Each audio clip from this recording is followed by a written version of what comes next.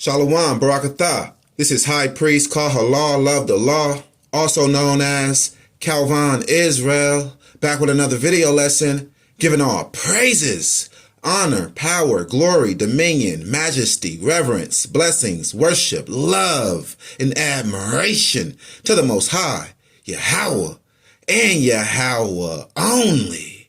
Double honors, triple honors to Yahweh and Yahweh only. No Bahashim. Understand that? Alright? Yeah.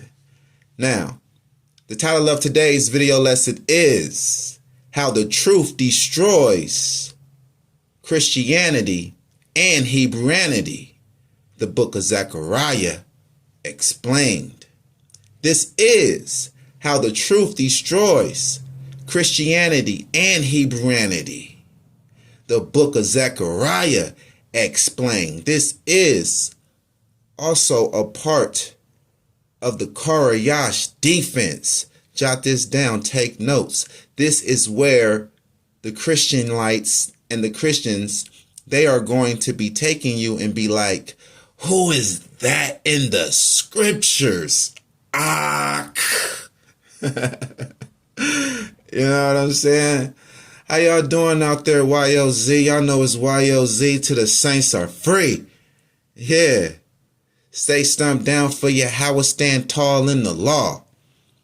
Yeah, that's right. You know, if it was up to me, I'll drop a video lesson every day. But wise counsel says to give y'all time to catch up, to give y'all time to actually study the video lessons. Jot it down, take notes, right? And also to give y'all a little time to miss me, you know, build up some anticipation. You know, you don't want to become too common or what have you. You know, you want to be, you know, remain fresh with this rare esoteric knowledge. And we praise the Most High God Yahweh for this rare esoteric knowledge, this esoteric understanding of the scripture that only the Most High God Yahweh gives. Yeah, that's right. And you get that here at YOZ. All right. I made up the word Hebrewanity. Yeah, I made up this word Hebrewanity. I made up the word Hebrewanity to give a name and a label for the One West Christian camp false doctrine. Yeah, we been published the word Hebrewanity. Yeah, we been published that. And Hebrewanity is a clone tree from the already defiled Christianity tree, with Hebrewanity adopting the Christianity indoctrination over the so-called Old Testament. And that is that every prophecy, especially about a coming rescue, is about the fictional character JC, Idol Shy, right? And we're going to clear all of that up. Yeah, we're going to clear all of that up gradually, gracefully. All praises be to the Most High God Yahweh. All glory be to the Most High God Yahweh, because this truth is very valuable. Yeah, beauty is vain, right? But this truth is very valuable and very precious. Money and riches you can't take with you. That's vain. It's vanity. This knowledge, this truth, you can take with you. Your works follow you. Yeah. All praises be to the Most High God Yahweh. Yeah, for this understanding, just the understanding to know just how precious this truth is, just how valuable this truth is. Yeah. These Christians and Christian lights in Hebrewanity Christianity, they don't have a good understanding of the scriptures, because the scripture says a good understanding come to those that keep the commandments. And the Christians and Christianites are breaking the first commandment, the most important commandment, Exodus 20:3. Thou shalt have no other God but Yahweh. Thou shalt have no other God before Yahweh. So they are breaking that with John 14:6. They are trapped in idolatry, because that's what the New Testament is. It is an idolatry trap. And the New Testament is Christianity. We got a video lesson titled that as well. The New Testament is Christianity. Check that out, because all of this bogus stuff that you see in Christianity, they actually have a book to back them up. And all Hebrewanity is twisting the New Testament. Yeah, twisting an already twisted and perverted thing, attempting to pull something pure out of something defiled, right? Just twisting it to their destruction. Either way it goes, the New Testament says what it says, and it is destruction on your soul. Yeah. And we're going to be spreading the light on that. We're going to be shedding light on that and exposing all of the error in the New Testament, the error and corruption in these false doctrines, Christianity, Hebrewanity, the One West Christian Light doctrine, Hebrewanity. We're going to be exposing how defiled these doctrines are, and just how false they really are, and how the truth is just so simple and easy to find. All right. Now let's jump right off into this and let's get going. Who is that in the scriptures? Yeah. So when you go here to Zechariah chapter 2, verse 8, it reads, "For thus says Yahweh of hosts, after the glory has he sent me unto the nations which spoiled you. For he that touches you touches the apple of his eye." Okay. Verse 9. "For behold, I will shake my hand upon them, and they shall be a spoil to their servants, and ye shall know that Yahweh of hosts has sent me." Whoa. Now, who is that in the scriptures? Who is that? You know, that's how they're going to be coming, man. They're going to be coming kind of aggressive. So you got to be more so aggressive when you're debating Christian lights. You know, these One Westers, right? You have to be, when you, these wild west, wild One West Christians, man, you got to be aggressive with them. Okay? And do not allow them to escape. Do not allow them to divert. All right? Do not allow them to deflect. Okay? So don't allow them to escape by allowing them to deflect. Do not allow them to deflect. Keep applying pressure. All right? This Karayash, these studies and this training here at YOZ is going to give you that sharp question to hit with first. All right? Now, you have to keep in mind that they are trained to lead the conversation, just like you are trained to lead the conversation. So chances are you're going to be leading the conversation. You're going to be on offense first because you're going to be coming up, approaching them with the question. Whoever is asking the question is the one on offense. And that's where you want to be, because that's the most comfortable position to be in when debating. Offense, you asking the questions. All right? And you ask your question in such a way that they can't do nothing but be truthful, really, right? And just admit the truth.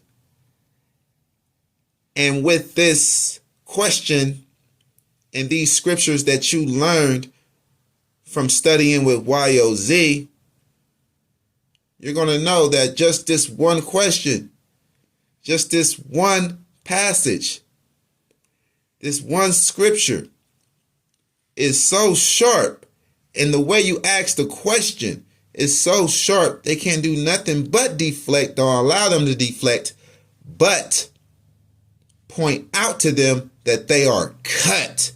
And if they would like to ask you a question, then you are willing to answer their question. You are accepting questions now, but you just wanted to let them know that they are cut and they can't deflect because they don't have no answer.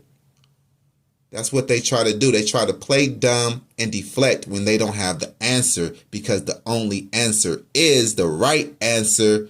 And that's the answer that you already have and that you already know. And that's, this idol is fake. The New Testament is fake. And the only truth is to serve the Most High God Yahweh alone, because the Most High God Yahweh alone is the only truth, the one and only true living God. Yeah, that's right. All right.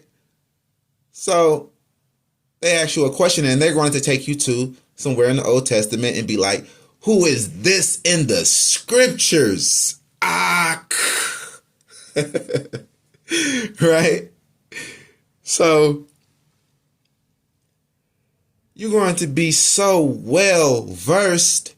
You're going to be so well studied and skilled and so well learned with this Karayash doctrine that you are learning here at YOZ. You're going to be so comfortable and so cool in the hot seat. Go ahead and ask your questions. And you're going to be able to counter their questions and cut them with their questions with this 100% truth, this full truth, this Karayash doctrine sent by the Most High God Yahweh for his people, for the understanding. All right? That true understanding for his people. All praises be to the Most High God Yahweh. All right? So they bring you here to Zechariah chapter 2, verse 8 through 9. That's fine. Yo, we can do that. You want to know who this is about? Well, we can't cherry pick. We can't cherry pick this. Yeah, that's what they do. That's another indoctrination that they got from Christianity. These Christian lights, they cherry pick just like the Christians. So this is a cherry pick. And you have to point that out to them, that they are cherry picking. Like, yo, you know that this is a cherry pick, right? And to get the full context, you got to start from the top of the chapter. You have to start from verse 1 to get the context. You coming to me with a picked cherry that I'm about to pop right now, man. I'm about to pop that cherry that you picked right now, man. Understand that. All praises be to the Most High God, Yahweh. Now, let's go and get the context. Let's go and get the true meaning, the true understanding of this word. All right? Let's get the true understanding and see who is this in Zechariah chapter 2, verse 8 and 9. Okay, to do that, let's go to Zechariah 2, verse 1 from the top. Let's get the context. I lifted up my eyes again and looked, and behold, a man with a measuring line in his hand. A man. So here again in the book of Zechariah, we see that an angel is being referred to as a man. Just like we see Lucifer being referred to as a man, but he is a spiritual demon. Okay. Verse 2. Then said I, whither goeth thou? And he said unto me, to measure Jerusalem, to see what is the breadth thereof, and what is the length thereof. And behold, the angel that talked with me, that's the man with the measuring line. This is a vision that Zechariah is having. And behold, the angel that talked with me went forth, and another angel went out to meet him. Okay, another angel now is in the vision. And he is meeting this angel with the measuring line. And this second angel has a message from Yahweh. He has a report from Yahweh. Verse 4, and said unto him, run, speak to this young man. So the second angel is telling the angel with the measuring line to speak to Zechariah and the Israelites, saying, Jerusalem shall be inhabited as towns without walls for the multitude of men and cattle therein.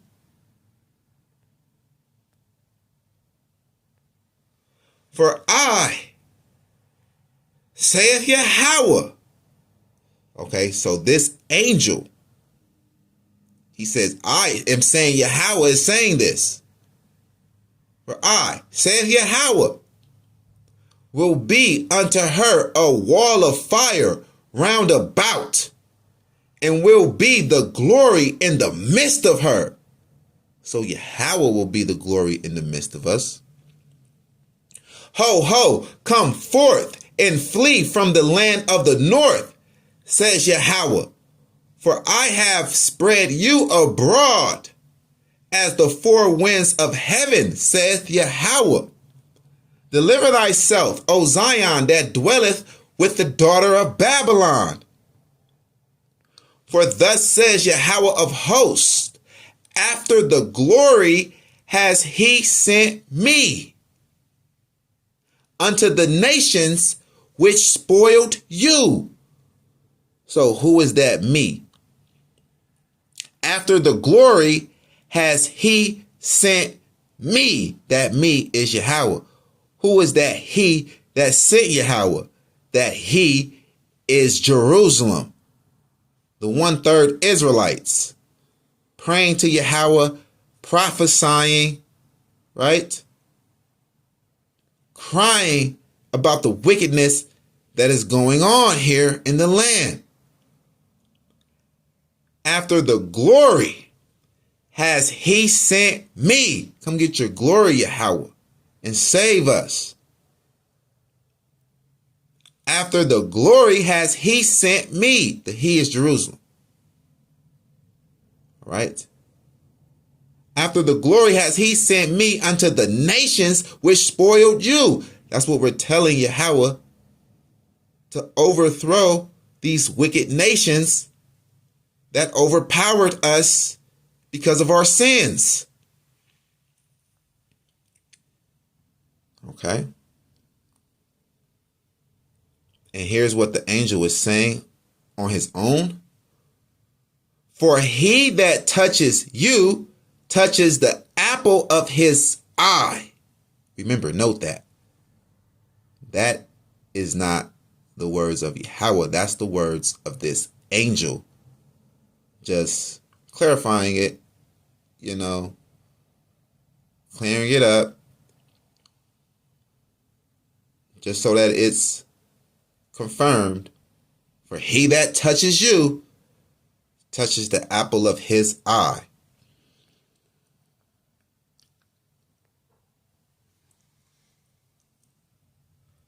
Verse 9. For behold, I will shake my hand upon them, and they shall be a spoil to their servants.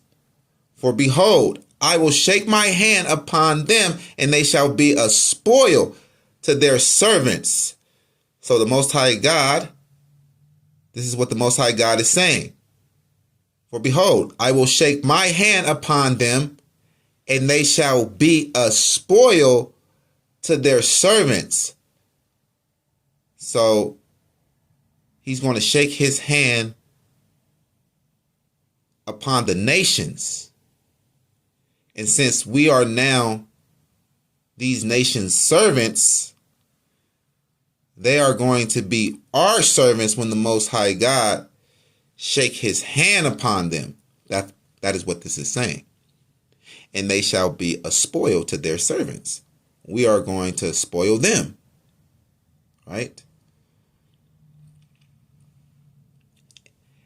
And right here is the angel speaking. These are not Yahweh's words.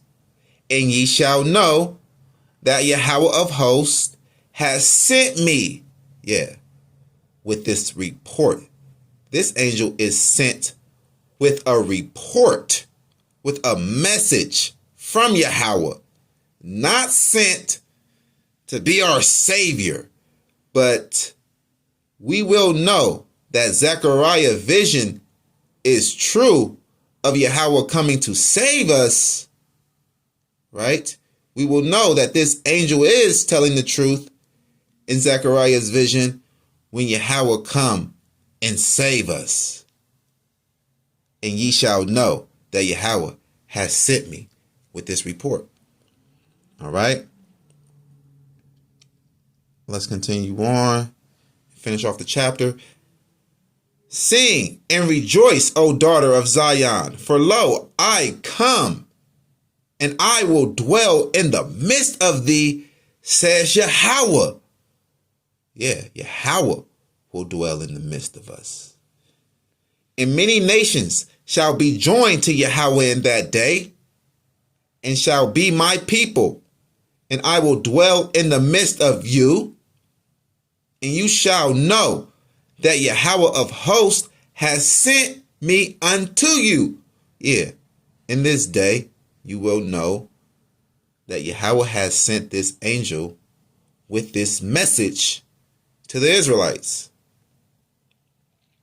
And you will know that this vision of Zechariah is true. And Yahweh shall inherit Judah, his portion, in the Holy Land, and shall choose Jerusalem again. Yeah. So this is Hebraic figure of speech, because there's no one that is higher than the Most High. So there's no one to give the Most High an inheritance, so he gives himself an inheritance. And this is Hebrew figurative. This is a Hebraic figure of speech, right? That is saying simply that the Most High God chose the Israelites, right? That's all it means. And Yahweh shall inherit Judah, his portion. So when he said that the Israelites are his inheritance and that he will inherit them, it's just meaning, it's a Hebraic figure of speech, meaning that he will choose us. We are his chosen people. All right, understand that. Be silent, oh, all flesh, before Yahweh, for he is raised up out of his holy habitation, for he is raised up out of his holy habitation. The Most High God is not confined to his throne. He's moving and grooving again. We see it again here. So be silent. Yeah. All right, so we cleared that up.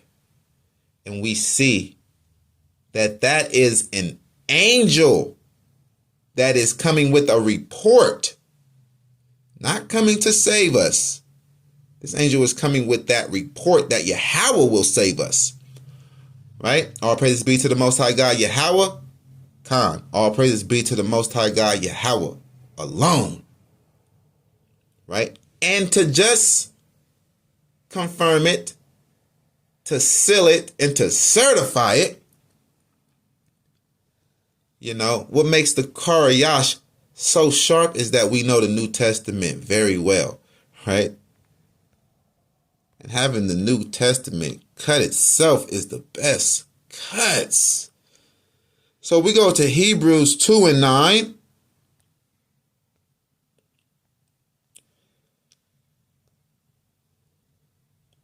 Let's go to Hebrews chapter 2, verse 9. But we see JC, that's Idle Shy, who was made a little lower than the angels. Wait, so JC is not an angel. JC was made different from all the angels. We see that he was made a little lower than the angels, plural. So he was made different from all the angels. So JC is not an angel. But who was talking in Zechariah 2 is an angel. So this is not about JC. And the New Testament confirms it. Right? There you go. But we see JC, who was made a little lower than the angels, for the suffering of death, crowned with glory and honor, that he, by the grace of God, should taste death for every man, whatever. What we wanted to grab in this was that JC is not an angel. According to the New Testament, he's not an angel. He's different from all the angels. So that in Zechariah 2 is not about him. All praises be to the Most High God, Yahweh. And that's a cut. Now we want to go to Zechariah 12. And we're going to clear this up. Zechariah 12, let's start at verse 9. Okay. Zechariah 12, verse 9. And it shall come to pass in that day that I will seek to destroy all the nations that come against Jerusalem. Now, it is very important to note that Zechariah 12 is promising the Israelites that they will become like King David to beat down these enemy nations, and they will become like death angels, right? Well, let's go and get that. I think it's just right here in verse 8. Let's start at verse 8. Zechariah 12, verse 8. I think we should start at verse 1. Yeah, let's start at verse 1, right? Because we have enough time in the video lesson, and we can detail a few things. All right. Yeah, we can rock a little longer. All right, you got some time? All right. Zechariah 12, verse 1. The burden of the word of Yahweh for Israel, says Yahweh, which stretches forth the heavens and layeth the foundation of the earth, and formeth the spirit of a man within him. Whew. Yeah, that's our God. Behold, I will make Jerusalem a cup of trembling unto all the people round about, when they shall be in the siege, both against Judah and against Jerusalem. Understand that Jerusalem is a people before it's a place. Remember that. And in that day will I make Jerusalem a burdensome stone for all people. All that burden themselves with it shall be cut in pieces. Though all the people of the earth be gathered together against it. Everybody is against us Negroes, man. Yeah. You see what the Most High God Yahweh says right here? In that day will I make Jerusalem a burdensome stone for all people. So it's the Most High God that is strengthening us. It's him that's doing this. It's him that's lifting us up. It's him that's bringing these heathen nations down. It's not JC. In that day, says Yahweh, I will smite every horse with astonishment and his rider with madness. Yahweh said he will do it, not JC. And I will open my eyes upon the house of Judah. The Most High has eyes. Yeah. The Most High is his own being alone, the supreme being. And I will open my eyes upon the house of Judah. And I, right? And I will open my eyes upon the house of Judah and will smite every horse of the people with blindness. And the governors of Judah shall say in their heart, the inhabitants of Jerusalem shall be my strength, and Yahweh of hosts is their God, right? And Yahweh of hosts, their God, from the top. And the governors of Judah shall say in their heart, the inhabitants of Jerusalem shall be my strength, and Yahweh of hosts, their God. In that day will I make the governors of Judah like an hearth of fire among the wood, and like a torch of fire in the sheaf. And they shall devour all the people round about, on the right hand and on the left. And Jerusalem shall be inhabited again in her own place, even in Jerusalem.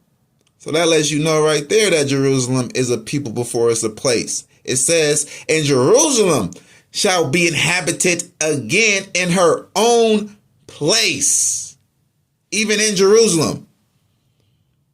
Right? So how can the land leave the land and come back to the land? No, Jerusalem is a people before it's a place, okay? Yahweh also shall save the tents of Judah first, that the glory of the house of David and the glory of the inhabitants of Jerusalem do not magnify themselves against Judah.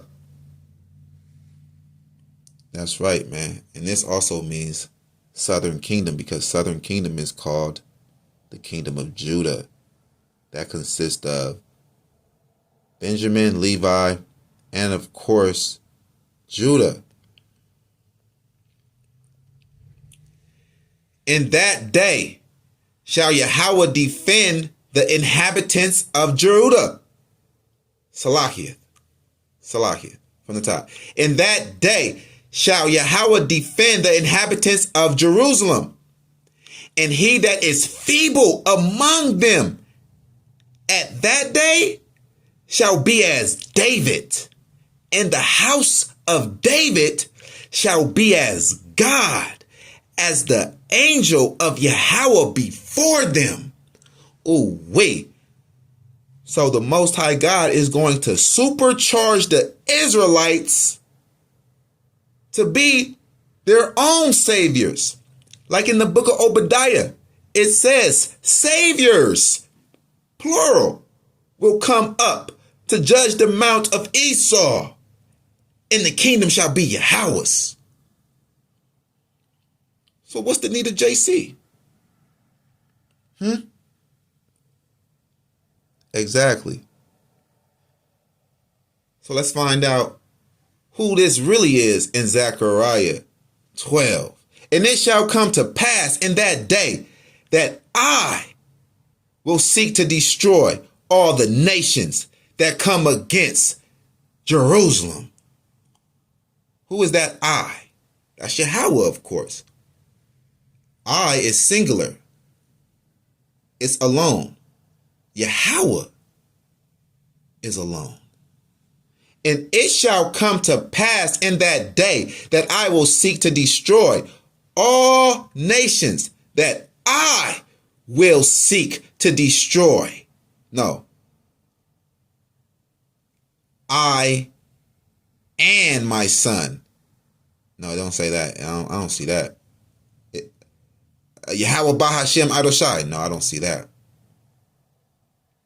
And it shall come to pass in that day that I will seek to destroy all the nations that come against Jerusalem.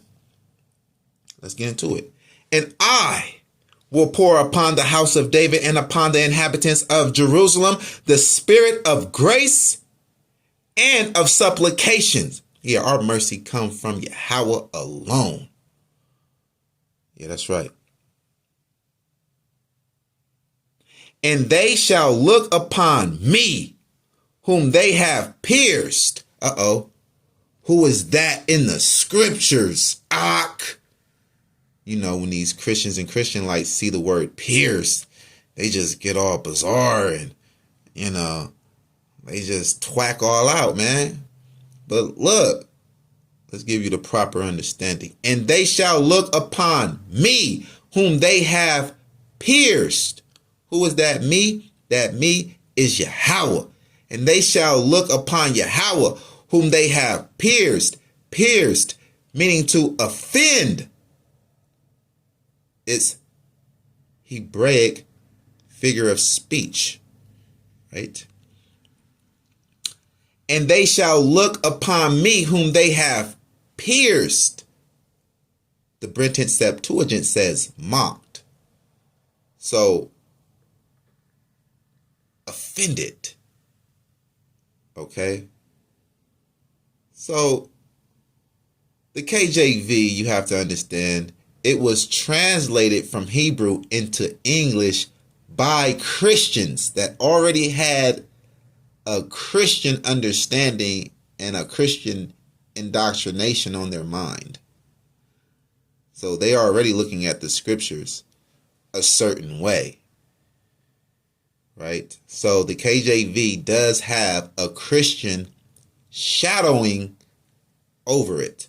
It has a Christian shadow over it.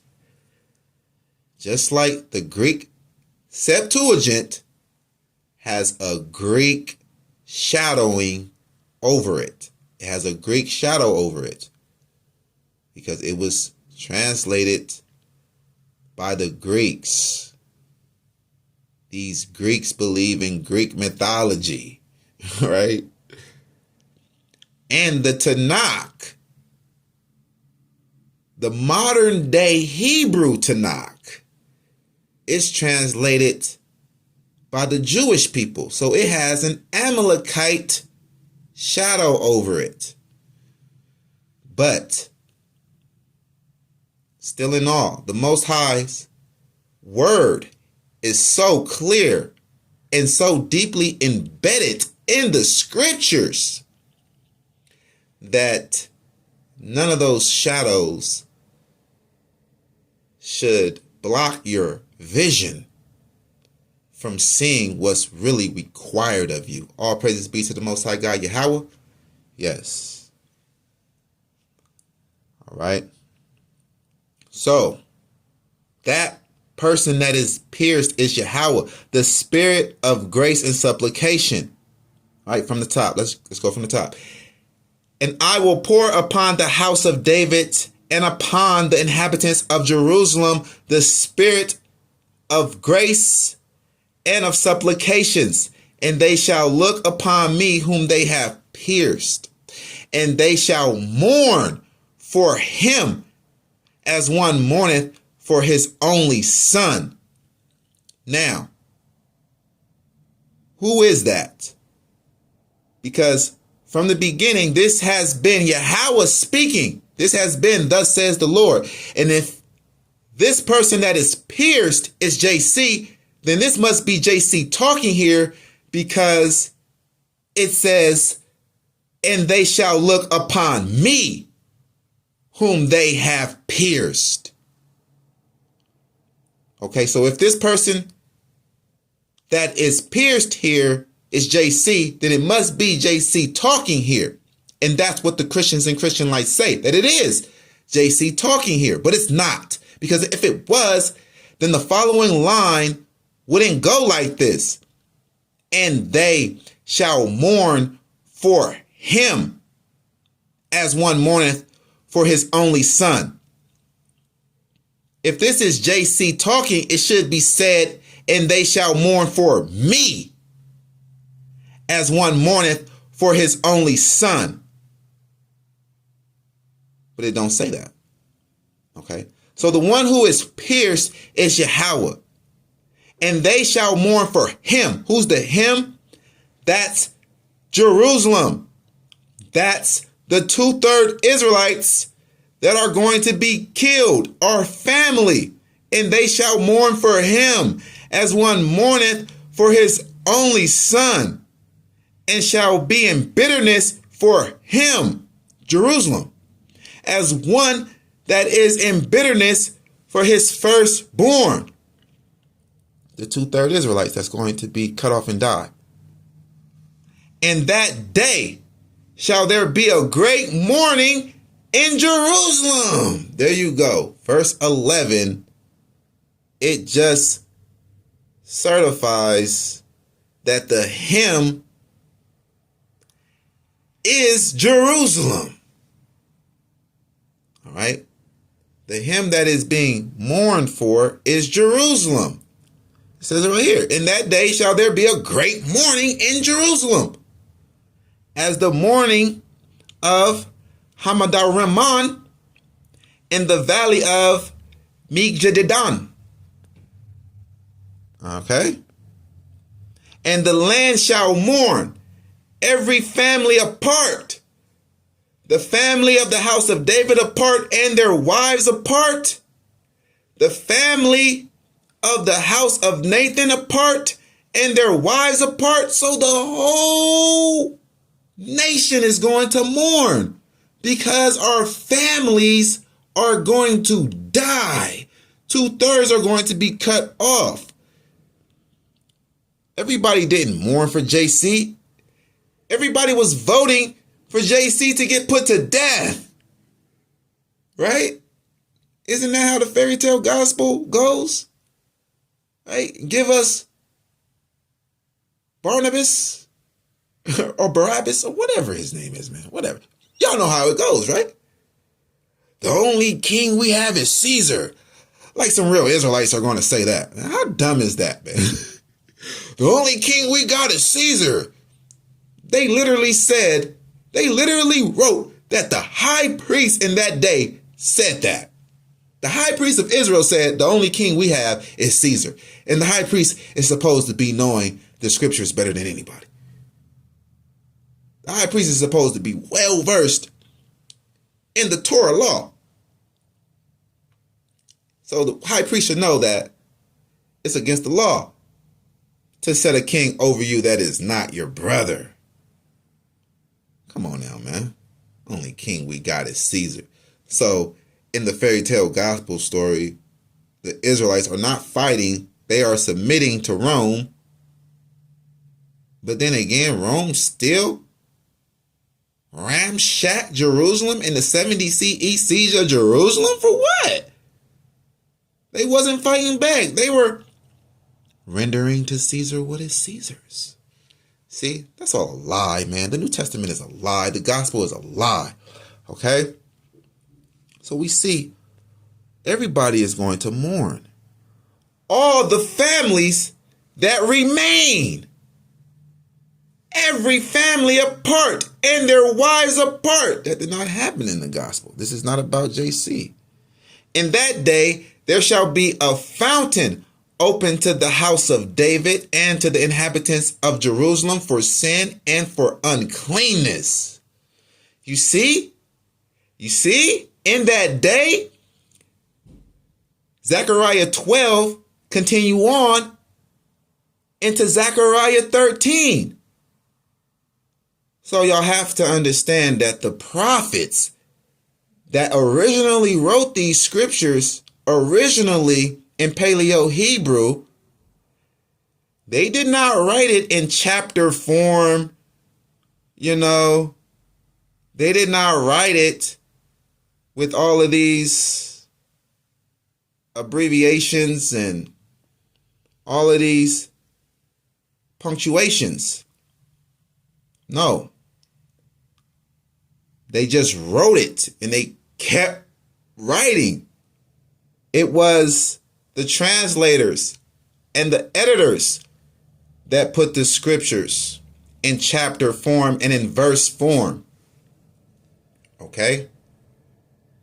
So we see that Zechariah 12 is carried on into Zechariah 13. The context has not ended. In that day, there shall be a fountain open to the house of David and to the inhabitants of Jerusalem for sin and for uncleanness. Yes. And this is all important and very crucial on proving that Zechariah 12 is not about JC. And it shall come to pass in that day, says Yahweh of hosts, that I will cut off the names of the idols out of the land, and they shall no more be remembered.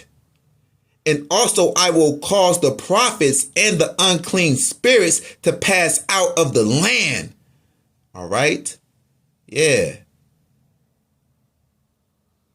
Ooh, wait. Jerusalem is a people before it's a place, so like having these false prophets and unclean spirits being driven out of our nation, out of our community. And it shall come to pass in that day, says Yahweh of hosts, that I will cut off the names of the idols out of the land, and they shall no more be remembered.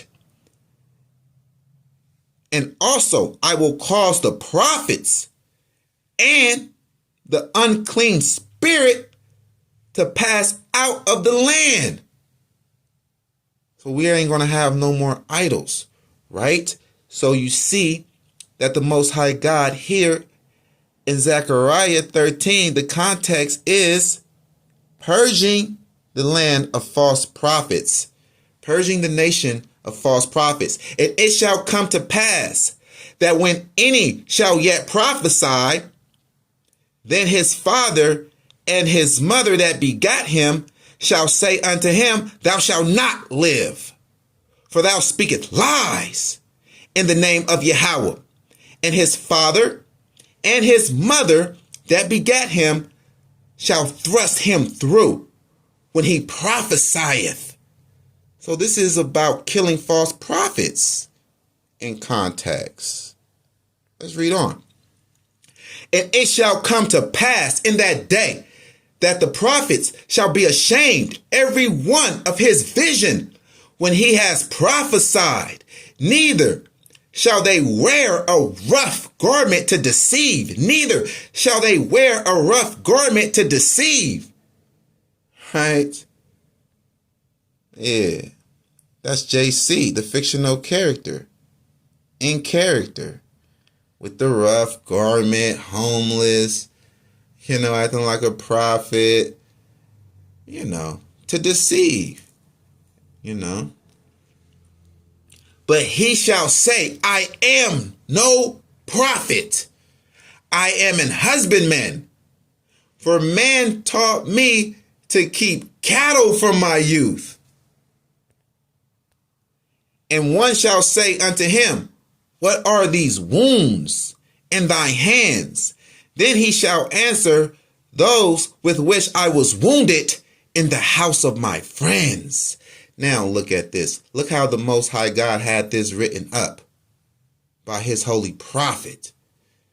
To have this false prophet, this false shepherd, to have wounds in his hands, right? Just so happens that JC died and was resurrected with wounds in his hands, right? And JC was wounded in the house of his friends, the Jews. Zechariah 13, verse 7. Awake, O sword, against my shepherd, and against the man that is my fellow, says Yahweh of hosts. Smite the shepherd. That means kill. And the sheep shall be scattered, and I will turn my hand upon the little ones. Those are the Christians and Christian lights that are following this idol, this shepherd. They will be judged. And it shall come to pass that in all the land, says Yahweh, 2 parts therein shall be cut off and die, but the third shall be left therein. And that's why all the people are mourning, because 2/3 of Israel was just killed. Don't you know that's our family? Is all of your family keeping the truth right now? Is all of your family keeping the law, statutes, and commandments right now? No. They're still worldly. So we are going to be in great turmoil. We're going to be mourning for our families. That's why we must share these videos, to bring them out of idolatry and to bring them up out of this world, so that they can return back to the Most High God, Yahweh alone, and keep all of his law, statutes, and commandments. All right. So yeah, that's the mourning, right? And they shall mourn for him, the 2/3 Israelites. Okay. And to seal it with the New Testament, right? We know the New Testament. We know the New Testament. So just to seal it, that this is not about JC in a positive light. No, it's about Yahweh. It's about our God, the Father, in a positive light. But it's not about JC in a positive light. Actually, it's about JC in a negative light, because JC, the fictional character, was linked to this false prophet, this false shepherd, here in Zechariah 13, verse 7. Oh yeah. That's a real major error in their typology. It's a major error in their plagiarism. Yeah. They linked their fictional character JC, Idol Shy, to the false prophet, false shepherd that is mentioned in Zechariah 13, verse 7. We know that the context of Zechariah 13 is purging the land of false prophets, false shepherds, right? Now let's go and get that. Let's go and get where JC links himself to this false prophet that's dying here. Matthew 26, verse 31. Then saith JC unto them. See, the New Testament is thus says JC. It's not thus says Yahweh.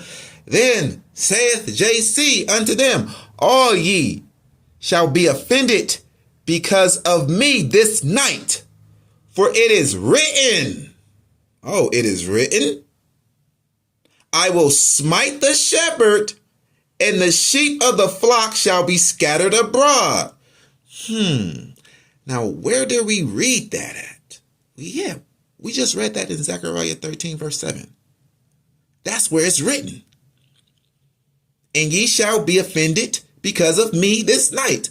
For it is written, I will smite the shepherd, and the sheep of the flock shall be scattered abroad. Sheep. Smite means kill. Okay, now look. Verse 32. It says, but after I am risen again, I will go before you into Galilee. So that's confirming that, he linked himself to the false shepherd that is being killed in Zechariah 13, verse 7. Oh man, that's a big cut. Yeah, man. So, he died, resurrected, he was killed as a false shepherd, killed for being a false shepherd, right? Now, of course, we know that we're not going to put our soul on the line for these Greek New Testament writings. We're not going to believe in these Greek New Testament writings of our enemies that's trying to throw us off, right? That's like going into a fairy tale book and living by the words of Goldilocks or Little Red Riding Hood. No, the New Testament, the gospel, is just a religious fairy tale for adults. And it's to throw you off, right? So, to go back, this is where he linked himself to. This is where it's written. Zechariah 13, verse 7. Awake, O sword, against my shepherd, and against the man that is my fellow, says Yahweh of hosts. Smite the shepherd,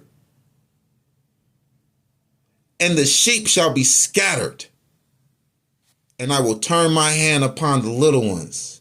All praises be to the Most High God, Yahweh, for this pure understanding. All praises be to the Most High God, Yahweh. All glory be to the Most High God, Yahweh, for this truth, this truthful understanding.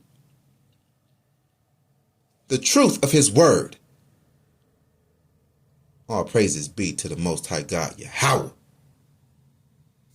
He's dealing with YOZ. It's YOZ till the saints are free. Stay stumped down for Yahweh. Stand tall in the law. A Bible bar. Fall, Babylon, fall.